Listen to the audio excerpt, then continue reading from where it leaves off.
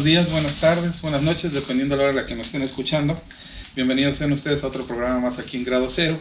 Y pues hoy tenemos un placer del bueno. Hoy vamos a platicar con Santiago Rincón Gallardo sobre un interesante libro que acaba de publicar en Grano de Sal, aunque no es propiamente el inicio de este trabajo, ahorita ya vamos a platicar, que se llama Liberar el Aprendizaje, que es una propuesta muy interesante básicamente sobre la idea del cambio educativo. Santiago, yo quisiera empezar primero, a lo mejor con una pregunta muy personal, pero que creo que nos puede dar muchas luces sobre el porqué de este trabajo. Tú eres matemático de profesión, sí. Pero de ahí tú das así como que un salto cuántico, pareciera, ¿no? Sí. De trabajar la matemática a estar preocupado por los problemas educativos. Sí. Hoy tú eres uno de los principales representantes de una política o de un pensamiento sobre lo educativo en este país. Sí. ¿Cómo se dio ese salto? ¿O de dónde surgió esta preocupación? ¿Cómo es que las matemáticas te llevaron hasta acá? Mira, yo siempre fui un buen estudiante, fui alumno de 10. Fui a una escuela privada, no porque mi familia fuera pudiente, sino porque siempre saqué buenas calificaciones. Siempre fui alumno de 10. Cuadro de honor, abanderado en la escolta, representé a mi escuela en la Ruta Hidalgo, como todo este tipo de cosas. Pero yo salí de la escuela sin saber de verdad leer y escribir. Es decir, podía copiar información en exámenes, podía hacer escritos que se veían bonitos, que tenían bonita letra dentro de los márgenes, pero no podía entender los argumentos principales de un autor, por ejemplo, o expresar mis ideas por escrito. Y eso me hizo rebelde en la escuela. En fin. Pero saqué siempre muy buenas calificaciones. Ahora, porque cumplías con los requisitos. Cumplía con los requisitos. O sea, aprendí a obedecer a los maestros, a hacer lo que los maestros me pedían, a memorizar información y ponerla en el examen. Todo lo que uno puede hacer, todos los juegos que uno puede jugar para sacar buenas calificaciones. Y uno puede hacer eso sin aprender mucho, y eso fue lo que me pasó. Yo me fui a la preparatoria para estudiar matemáticas y siguiendo trucos muy similares a los que aprendí en la prepa y en la primaria, seguí saliendo bien. Pero yo estaba en la UNAM, en la Facultad de Ciencias, y la universidad se fue a paro, se fue a huelga en el 99, que yo estaba a la mitad de mi carrera. Al mismo tiempo que estaba haciendo matemáticas y al mismo tiempo que estaba en la preparatoria sobreviviendo los exámenes y estas cosas, empecé a involucrarme mucho en activismo político, a trabajar con el movimiento zapatista, por ejemplo. Estuve involucrado en la huelga al inicio, en la huelga de la UNAM. Estuve involucrado en la primera ronda de elecciones para jefe de gobierno en el 96. Entonces fui parte de una organización que hacía trabajo de promoción de derechos humanos y alfabetización en comunidades indígenas a lo largo del país. Entonces siempre había tenido esta cosquilla del trabajo social, comunitario, de la organización comunitaria, en fin. Pero las matemáticas me gustaban porque eran un modo de acceder a modos de pensamiento que siempre me han parecido muy, muy interesantes, muy, muy divertidos. Pero como nos fuimos a huelga, en algún momento cuando el movimiento quedó en manos de los ultras, digamos, se cerraron muchos espacios para mover la reflexión que queríamos mover sobre la universidad, y entonces yo salí de la huelga en particular, dejé de involucrarme, pero en ese tiempo mi mentor de ahora, de siempre, el doctor Gabriel Cámara, un educador extraordinario, quizá el mejor educador que ha producido América Latina en esta última mitad del siglo, estaba buscando un matemático para sumarse a un equipo que desarrollaba un proyecto innovativo, innovador de educación rural en los rincones más apartados del país. Ahí nos conocimos, empecé a trabajar con él en el CONAFE, el Consejo Nacional de Fomento Educativo, y eso fue para mí lo que me cambió la vida, lo que me hizo dar el golpe hacia la educación. Gabriel fue muy insistente en que los líderes nacionales del programa, la posprimaria comunitaria rural, mantuviéramos un vínculo muy estrecho entre diseño y ejecución. Los que pensábamos en el proyecto teníamos que asegurar y demostrar que era posible en la práctica. Entonces pasábamos mucho tiempo en las comunidades, no para evaluar a los maestros ni a los alumnos, sino para evaluar nuestra estrategia, para ver qué funcionaba, qué no, y en función de eso ir refinando el modelo. Y a final de cuentas lo que nos dimos cuenta es que si queríamos, en todo ese aprendizaje continuo, digamos, de ir a las comunidades para ver qué funcionaba, qué no, nos dimos cuenta que si queríamos nosotros hacer realidad las comunidades de aprendizaje en los rincones más apartados del país, teníamos que convertirnos en comunidad de aprendizaje nosotros. Entonces yo como matemático empecé a aprender historia del historiador y aprendí a leer poesía del experto en literatura, etc. Y ahí fue cuando empecé a disfrutar aprender. Empecé a leer poemas que había leído antes y que nunca había entendido, pero había pasado los exámenes, o novelas que había leído muchas veces, pero que nunca había entendido, y por primera vez empecé a hacer sentido de ellas. Empecé a entender, primero, que yo era capaz de entender cosas que parecían oscuras al principio, nada más con esfuerzo y con apoyo de alguien que conociera el tema. Y empecé entonces a desarrollar un gusto por aprender que fue muy potente. Cuando se acabó la huelga en la UNAM, yo tenía que decidir si seguía trabajando en este proyecto o me iba a la escuela. Y decidí seguir trabajando en el proyecto. Pero con esta nueva habilidad que desarrollé yo mismo de aprender por mi cuenta, acordé con mis maestros de la universidad, los que daban las materias que me faltaban para terminar la carrera, que me dejaran inscribirme en sus cursos, no ir a sus clases y presentar los exámenes finales. Yeah. Y con esta nueva habilidad que adquirí para aprender por mi cuenta, empecé a devorar los libros de texto que me daban, sus programas de estudio, en fin, y a resolver los problemas al final de los capítulos más difíciles. Como yo no iba a las clases, no tenía acceso a la información que te da estar ahí para saber qué va a venir en el examen, qué es lo que prioriza el maestro, etc. Entonces yo me convertí en mi maestro más exigente y empecé a resolver los problemas más difíciles. Y entonces empecé a hacer los exámenes finales y saqué puro 10. Pero esta vez eran 10 que tenían detrás un dominio profundo de las matemáticas. No la repetición mecánica. No. De hecho, yo te diría que aprendí más matemáticas cuando no estaba en la escuela, cuando empecé a estudiar por mi cuenta, que cuando iba a las clases. Entonces, para mí, en realidad, el motivo del libro, lo que me mueve a escribir el libro es que yo creo que la escuela lastima mucho cuando se trata de desarrollar gusto por aprender y la capacidad de aprender. Hace otras cosas y ahorita hablamos más sobre eso. Y lo que yo quiero es que con nuestro trabajo podamos ahorrarle a nuestros niños y jóvenes el martirio que es ir por la escuela y generar entornos donde aprendan a aprender por su cuenta, que es lo más importante que podemos hacer por los niños más jóvenes. Este libro, yo comentaba al inicio, no es propiamente tu primer empuje sobre este mismo argumento. Tú habías desarrollado varios textos previos en artículos especializados, sí, básicamente sobre la misma temática, sí, sobre este proceso de liberación del aprendizaje. Sí. ¿Podríamos decir que este trabajo ya es un trabajo más maduro en términos de esta iniciativa que inicialmente teníamos, que tú tenías cuando empezaste a trabajar, y ya con estos trabajos que hiciste, muchos en colaboración, ya es algo más maduro? Sí, yo diría que sí. Yo he tenido la fortuna, el privilegio de vivir en pares de mundos que muchas veces no se hablan entre sí. En México trabajé por varios años con el doctor Gabriel Cámara, con Redes de Tutoría, una organización que continúa haciendo un muy buen trabajo en educación en el país y en otros países también. Con trabajo de renovación pedagógica a la base del sistema, con escuelas multigrado, rurales, muy alejadas, trabajando directamente con maestros. Entonces, trabajo de base es parte de mi experiencia. Pero ahora que he estado viviendo por los últimos 10 años en Canadá, he tenido la oportunidad de trabajar con el doctor Michael Fullan, que se ha vuelto como una eminencia en el campo del cambio educativo. Y él siempre ha trabajado desde arriba, asesorando a gobiernos, el cambio desde arriba. Cambio efectivo. Entonces he tenido la oportunidad de estar en estos dos mundos, el de organización a la base, de abajo hacia arriba, y de arriba hacia abajo. He tenido oportunidad de estar en México, en el sur global, digamos, y en el norte también. Trabajar con sistemas como California, Ontario, Alberta, en Canadá, en fin. Y en el norte también, pues, o sea, en el sur global y en el norte también. Y en el ámbito de la justicia social, digamos, la Organización para la Justicia Social, y el campo de la mejora educativa, que es de lo que he estado metido desde hace mucho tiempo.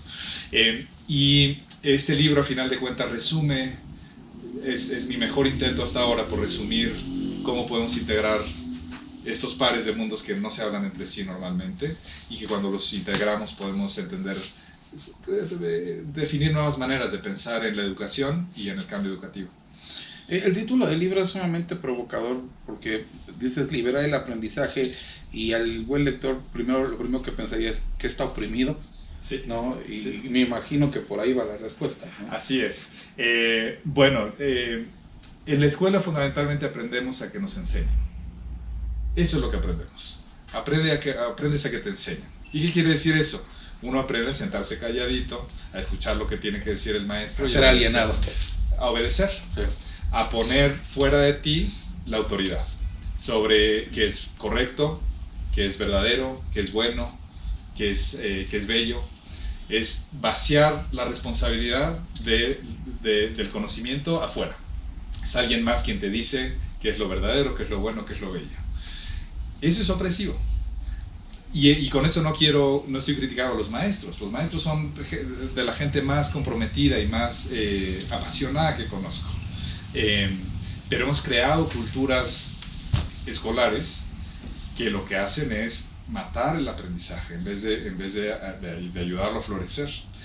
De nuevo, en la escuela aprendemos a que nos enseñen, pero aprender a que te enseñen y aprender a aprender son dos cosas muy diferentes, porque aprender es una práctica de libertad. Aprendemos bien lo que queremos aprender y lo hacemos a nuestro propio modo, en nuestros propios tiempos, con autonomía, con libertad. Aprender es una práctica de libertad, y ese tipo de aprendizaje, ese tipo de aprender no lo podemos encontrar en las escuelas convencionales. No está. Lo que aprendemos es a que nos enseñan, y eso es malo para el aprendizaje y es malo para la democracia, porque fundamentalmente si a lo que estás sujeto es a relaciones verticales de poder, en la que estás sujeto a lo que el maestro te diga que tienes que hacer y lo que tu rol es obedecer, lo que cultivas también es mentalidades y actitudes y comportamientos que son buenos para las dictaduras, para los regímenes autoritarios, pero no para las democracias. Las democracias suceden en entornos de interacción y diálogo entre el poder, entre el Estado, digamos, y los ciudadanos.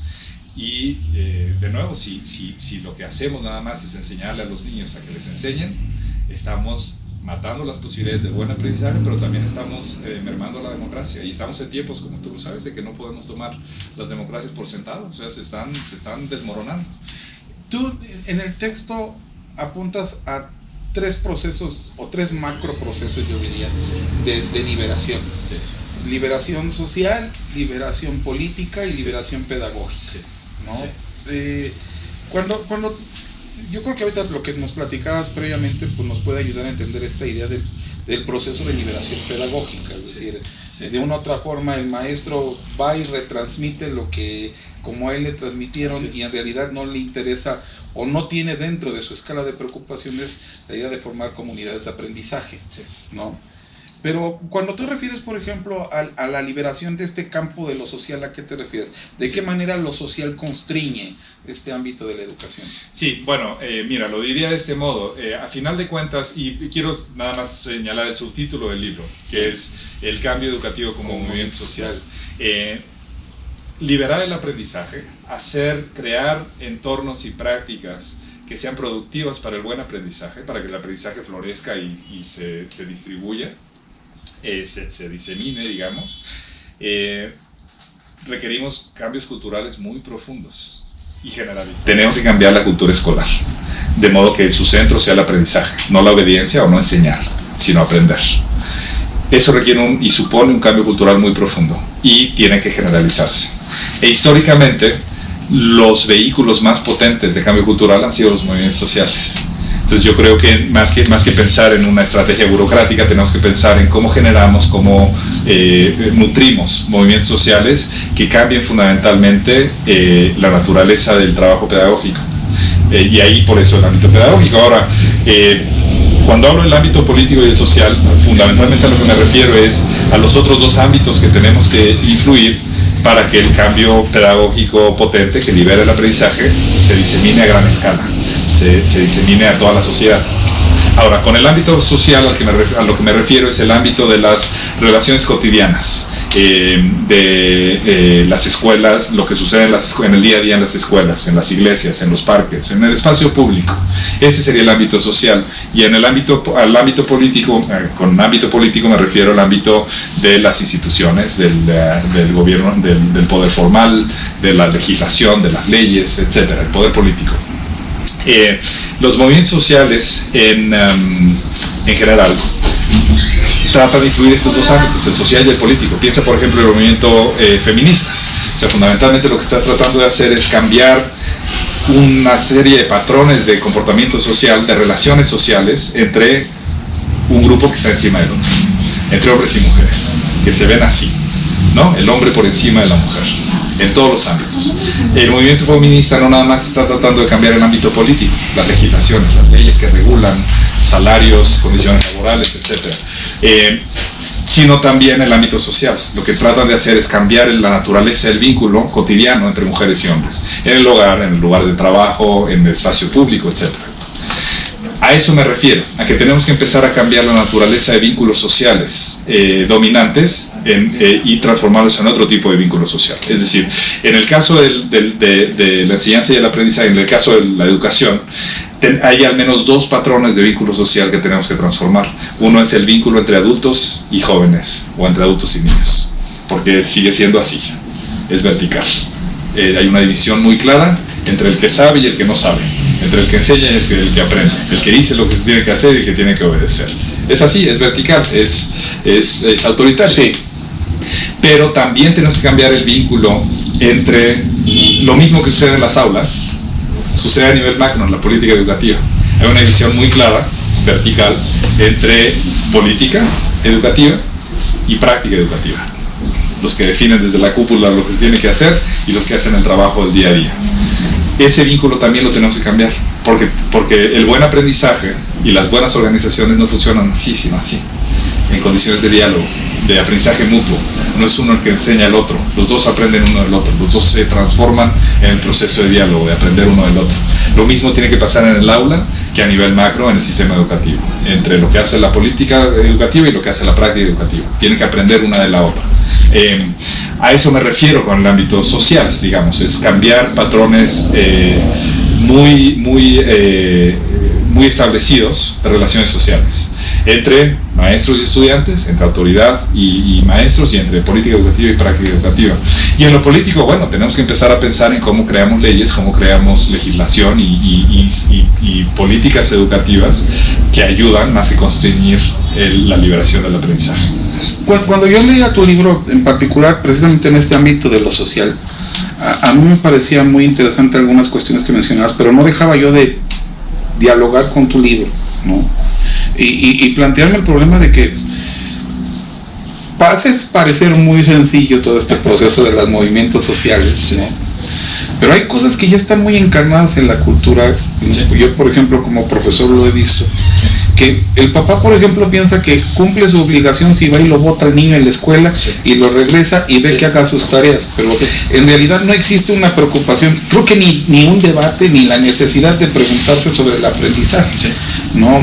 Inclusive la curiosidad del niño sobre muchas cosas no se ve alimentada por el seno, claro, familiar. Claro. Entonces, y esto no son tradiciones que vengan propiamente dictadas de un orden político, sino, claro, son tradiciones culturales. Claro. Entonces, ¿hasta dónde podríamos tú y yo plantear esta idea de que si hay una modificación social sin antes plantear un cisma cultural, ¿no? Sí. Que realmente entiendan, claro, que hay algo malo en todo este asunto? Claro, mira, la cosa es que todos vivimos la cultura escolar convencional, todos la amamos, todos está en nuestra sangre, está en nuestro modo de pensar, está en todos lados. Y lo asumes como que a mí me tocó igual, son las cosas. Te quejas. Sí, claro, claro.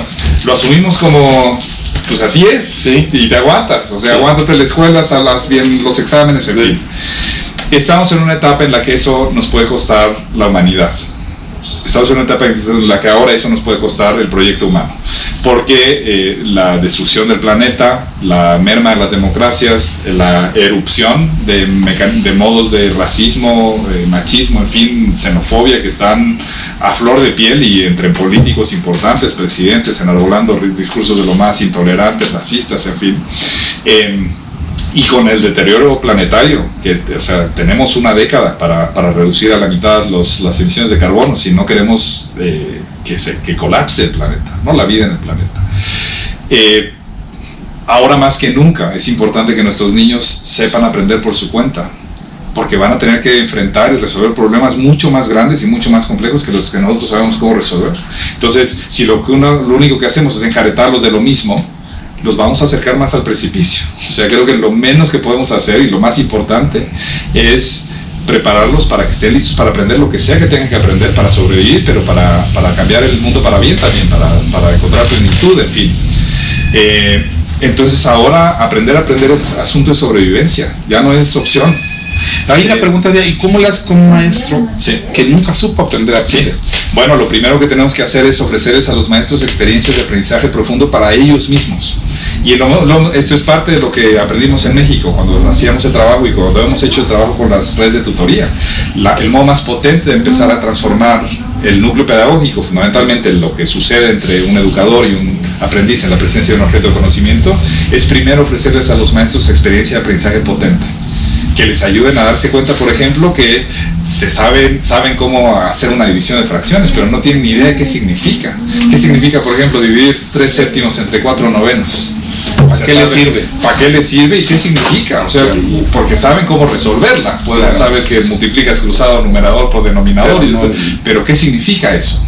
Entonces, moverles un poco el tapete y enfrentarlos a problemas que siempre han creído que entienden bien, pero que no necesariamente entienden con profundidad, y ofrecerles el apoyo pedagógico y modelar un modo de diálogo pedagógico que les permita aprender, a veces por primera vez, cosas que han enseñado siempre, pero que nunca supieron con suficiente profundidad. Entonces, primero, ofrecer oportunidades, crear oportunidades para que los maestros mismos vivan el buen aprendizaje. Y casi independientemente, casi invariablemente, lo que sucede es que en cuanto los maestros viven una experiencia de aprendizaje nuevo, se empiezan a preguntar, bueno, ¿qué estaba haciendo yo todo este tiempo? Pero ¿no crees que hay un problema? En un proceso educativo hay 3 instancias, que es la autoridad, el profesor y los alumnos, ¿no? Yo puedo ser un maestro que me motivase y hiciera el ejercicio de aprender a aprender. Y podría enseñarle a los niños a aprender a aprender. Pero yo tengo también que cumplir con todo un plan de estudios y con un conjunto de expectativas que me van a evaluar, o sea, porque a mí no me evalúan a partir de lo que el niño aprendió, sino me evalúan a función de los resultados específicos. Inclusive aquí utilizamos estándares como la prueba de PISA y estándares de evaluación. ¿Cómo podríamos encontrar una condición de equidad en esto, ¿no? En donde a lo mejor no abarque todo un plan de estudios, pero sí genera muchísimas dudas que el niño estaba abriendo solo? Claro. Mira, el plan de estudios es un medio, no es un fin, y el problema es que se ha convertido en un fin. Es decir, yo enseño para cubrir todos estos temas, pero al final lo que sucede es que cubres muchas cosas y los alumnos no aprenden nada. Entonces sabemos que la vía convencional de irnos por cubrir el programa de estudios no funciona. Es decir, lo puedes cubrir y eso es tu logro, pero ¿qué tanto en efecto aprenden los estudiantes? Esa es otra cuestión. Hay un experimento que se hizo, te lo digo muy brevemente, en Nueva Jersey, una escuela de élite, en la que se les da a los estudiantes la prueba final de ciencias, en distintos grados, pero se les da la prueba final de ciencias. Y luego a los mismos estudiantes se les da la misma prueba 3 meses después. Una prueba un poco más sencilla, pero la misma, y los mismos estudiantes. Y el experimento es ver cómo salen al principio y cómo salen al final. La primera vez que lo toman, el promedio es B+, que es el aproximado de un 8.5. ¿Cuál sería tu mejor estimación de cuál fue el promedio la segunda vez, 3 meses después, la misma prueba a los mismos estudiantes? Yo me imagino que 6 o 7. Fue una F. Reprobado. Es menos de 5, completamente reprobados. Ni una sola persona, ni un solo estudiante era capaz de demostrar el dominio que tenía de lo que demostró 3 meses antes. Eso es lo que hacemos cuando lo que hacemos es cubrir el programa.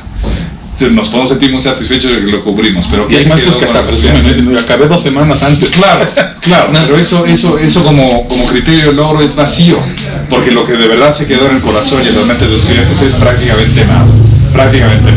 Entonces, ¿cómo hacerlo? Es decir, no quiero decir que nos olvidemos de los planes y programas de estudios, pero démosles el lugar que ocupan, que es como medio, no como fin.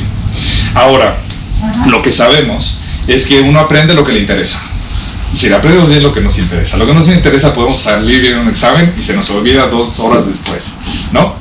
Entonces, lo que hemos hecho y lo que están haciendo muchos de los movimientos más pequeños y los grandes que están liderando el aprendizaje es empezar a entender qué les interesa a los niños, encontrar problemas que les intrigan y luego utilizar ese como el punto de partida para la exploración, para sus proyectos de estudio. Y necesariamente cuando están resolviendo o tratando de atender a problemas que les interesan, van a tener que acceder a asuntos del plan de estudios. Tienen que acceder a él, pero acceden a él porque lo necesitan, No porque dice el maestro que hay, porque en algún momento porque quieren saber más, sino porque lo necesitan para entender las preguntas que les interesan. Sí. Cuando uno aprende el plan, las cosas en el plan de programas de estudios de esta manera, lo aprendes 10 veces más rápido. 10 veces más rápido. Porque te interesa y se te queda. Entonces, parte del trabajo es cómo empezamos a voltear la fórmula, de modo que el punto de partida es el buen aprendizaje. Y luego utilicemos el plan de estudios al servicio del buen aprendizaje. No al revés. Lo que hemos hecho es condicionar el aprendizaje al plan de estudios. Y eso no funciona, porque estás convirtiendo el medio en fin. Y el fin nunca lo alcanzas. Y lo hemos percibido todo mal. Así es, así es. Y esa es la cosa. O sea, trata el plan de estudios como un mapa que tus estudiantes pueden recorrer con más libertad. Pues ellos deciden cuándo están en qué parte. No lo trates como un itinerario, como una predeterminación de esto es lo que tienes que cubrir en este momento, a esta hora, todos al mismo tiempo, y en los siguientes 50 minutos entonces la otra partecita. Trátalo como un mapa que pueden recorrer a su propio paso y en función de lo que les interesa. Eso quizá resulte que no cubra todo el mapa, pero no importa, porque el mapa es el medio. Tiene que ser el medio para adquirir hábitos intelectuales más duraderos, pensamiento crítico, análisis de información, expresión oral y por escrito, todas esas cosas. A final de cuentas, es mucho más valioso si estudias 3 temas en todo el año, que conociste muy bien y por eso sabes aprender por tu cuenta lo demás, lo que venga, que si cubres todo el programa y sales deshabilitado para aprender por tu cuenta. Ahora, no creo que es una cosa o la otra. Yo creo que los podemos integrar. Podemos integrar el plan de programas con el buen aprendizaje, pero tenemos que definir quién está al servicio de quién. Y ahí es donde entra el elemento político, ¿no? El elemento legal. Sí, en la construcción de estas finalidades. Claro, pero bueno, a final de cuentas, si ves si uno ve las aspiraciones de los planes y programas de estudio, lo que queremos es generar jóvenes capaces de aprender por su cuenta, buenos ciudadanos, gente que sabe comunicar bien, etc. Es decir, ese es el propósito, ahí está, es lo que todos los planes y programas de estudios quieren lograr. Hemos confundido los medios, no la finalidad. Con los fines, así es. Y entonces nuestra finalidad ahora en las escuelas es cubrir el programa de estudios. Y se nos olvida que ese es el medio, porque lo que queremos es asegurar que los niños están preparados para aprender por su cuenta y tienen los hábitos intelectuales que les permite ser ciudadanos críticos, activos, buenos aprendices, en fin. Sin duda alguna, ¿tú crees que sí se puede liberar este proceso de aprendizaje? Sí, no me cabe duda. Pero una de las cosas que a mí sí me quedó claro, no me quedó claro en tu texto, y es por ahí iría la pregunta, ¿este proyecto tú cómo lo mides? ¿Como un proyecto de corto, mediano o largo plazo? Sí, son las dos. Lo que hemos descubierto es que a final de cuentas las condiciones para el buen aprendizaje son bien fáciles. Todos aprendemos cosas bien, pero casi siempre fuera de la escuela. O sea, algunos de nosotros somos buenos para escribir, otros somos buenos para contar chistes, otros para cocinar, o para hacer deportes, o para cantar. Todos sabemos aprender. Estamos diseñados para aprender como seres humanos. Los niños aprenden idioma, o sea, aprenden a hablar sin que les den una sola clase. Si están en entornos donde se habla más de un idioma, aprenden más de un idioma, sin que les den una sola clase. Aprenden a caminar, aprenden a leer las emociones de la gente por ver sus rostros. Aprenden cosas complejísimas, pero estamos cableados para hacerlo de esta manera. Perdón, se me estaba olvidando la pregunta que me estabas haciendo. Si era de corto, mediano. De corto, sí. Entonces, todos estamos predefinidos, diseñados para aprender. Lo que pasa es que la escuela nos va matando esta capacidad innata que tenemos para aprender. Entonces, es sencillo. Los principios que explican el buen aprendizaje son bastante sencillos. Lo que es difícil es que hemos creado una estructura social, claro, muy establecida y muy estable, que es difícil de cambiar. Pero lo que lo hace posible es que cuando porque yo siento que es más cómoda que estable. Claro. Bueno, ese es el rol de la cultura. La cultura es, por definición, una fuerza conservadora. Porque lo que te permite es tener un sentido de predicción, de estabilidad, de que sabes qué va a pasar al día siguiente. Y eso es lo que la cultura hace, genera un estado de tranquilidad, de que las cosas yo sé cómo van a pasar al día siguiente. Y ese es el rol de la cultura, es un rol conservador. Ahora, la razón por la que yo creo que liberar el aprendizaje es posible es, bueno, yo lo he visto suceder en miles de escuelas en varios países alrededor del mundo, México entre ellos, pero ¿dónde está la esperanza de que sea posible? Cuando uno aprende bien, se conecta con lo más profundo de su ser humano, o sea, de ser humano. Aprender bien es no solo una práctica de libertad, es un acto profundamente humano. Y aprender en conversación con otro es una de las cosas más placenteras que uno puede sentir. Y cuando uno vive eso, ya no se puede echar para atrás. O sea, cuando uno vive el buen aprendizaje, ya no te puedes regresar a la tontería de hacer bien los exámenes y no aprender nada. Ya no hay manera. Es difícil de volverse para atrás. Entonces lo que activas es el espíritu humano de transformación, de gozo, de comunicación con otros, en fin. Esa es la fuerza que puede ayudar a cambiar la cultura, nos acerca, aprender bien nos acerca más a nuestra humanidad compartida. Y lo que tenemos ahora es instituciones y modos de trabajo que nos están deshumanizando, que nos están objetivizando, que nos están deshumanizando. Y la necesidad ahora de que nuestra humanidad salga a la superficie es más dura que nunca, más dura que nunca. Y cuando la humanidad quiere salir, no hay quien la pague. Por supuesto, tenemos también que pensar en las estrategias más, en la estrategia más política, social, de cómo vamos cambiando lo que estorba. Pero el proceso tiene que ser de adentro hacia afuera, no de afuera hacia adentro. Tenemos que empezar por cambiar el núcleo pedagógico, crear experiencias de aprendizaje potente, liberador, ofrecer la oportunidad de probar cómo se siente aprender bien. Y eso libera. Y cuando sientes lo que quiere decir ser libre, ya es muy difícil que te vuelvas a lo nuevo, a lo viejo. Y lo que tenemos que empezar a hacer es, una vez que empieces a liberar el aprendizaje, ver cuáles son las cosas que te estorban, porque va a haber muchas. Horario escolar, pruebas estandarizadas, todas esas papeleos, todas esas cosas. Pero cuando lo que tienes es voluntad humana y además colectiva de liberar el aprendizaje, lo que empiezas a ver es que la gente se empieza a organizar para decir, esto nos estorba, ¿cómo lo cambiamos? ¿Cómo nos movilizamos con el supervisor para que nos deje más tiempo para seguir trabajando juntos? O que nos quite cargas administrativas, o que nos dé más flexibilidad para usar las boletas de un modo nuevo. En fin, pero tiene que ser de adentro hacia afuera, porque la fuerza de cambio viene de las personas, viene de las personas que interactúan entre sí unas con otras, de los jóvenes, de nuestros niños, de nuestros estudiantes, de nuestros maestros y nuestras autoridades educativas, en fin. Esa es la fuerza del cambio. Iván Illich decía que el único recurso que está distribuido igualmente entre todos los humanos es nuestra capacidad de actuar. Y ese recurso ha estado muy subutilizado en las reformas educativas que se han promovido a lo largo de décadas. Y ese es el recurso, además, que es gratis. Es el recurso que está a la mano de todos nosotros y que podemos utilizar para cambiar esto. A final de cuentas, las instituciones, la cultura, son creación humana también. Es decir, no vienen de la nada, no es que sucedieron porque así tienen que suceder. Son resultado de decisiones humanas y de modos de actuar humanos. Sí. Y por eso mismo las podemos cambiar.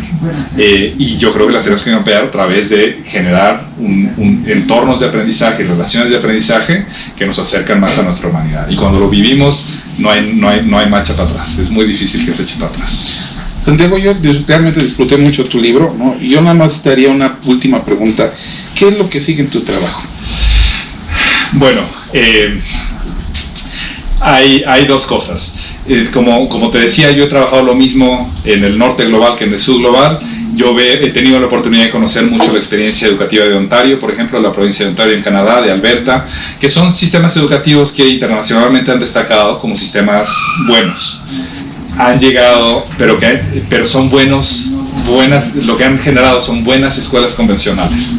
O sea, cómo funciona el sistema convencional, cómo funciona bien. Y eso lo han hecho muy bien. Y por otro lado, he tenido la oportunidad de estar cerca, participar en y estar cerca de iniciativas más del sur global, que lo que han hecho es renovar, o sea, funcionar como movimientos de renovación pedagógica desde abajo, en las comunidades más apartadas de sus países, y haciéndolo a escala, operando como movimientos sociales que están cambiando, que tienen en su centro el cambio pedagógico radical para liberar el aprendizaje, y lo están haciendo a escala. Lo que yo quiero hacer es empezar a tomar lo mejor de los dos mundos y empezar a ayudar a generar la nueva generación de reformas educativas o de cambio educativo. El término reforma ya está muy mermado y muy... A partir de experiencias compartidas. No, pues, claro, pero ¿cómo traemos a conversar lo que ha aprendido Ontario, por ejemplo, sobre cómo cambiar sistemas educativos completos, con lo que han aprendido las redes de tutoría en México o la Escuela Nueva en Colombia, para liberar el aprendizaje desde abajo? Y cómo podemos unir esfuerzos para que esas sean las nuevas reformas educativas. Entonces, lo que me interesa es fundamentalmente tratar de ayudar, participar en y aprender de los esfuerzos por hacer crear una nueva generación de cambio educativo que no va por nada más mejorar puntajes en pruebas estándar, etcétera, sino va por el proyecto humano. O sea, recuperar el proyecto humano y hacerlo el centro de nuestro trabajo. Realmente promete. Pues ha sido un placer platicar contigo, Santiago. Muchas gracias. Muchísimas gracias. Que estés muy bien. Listo.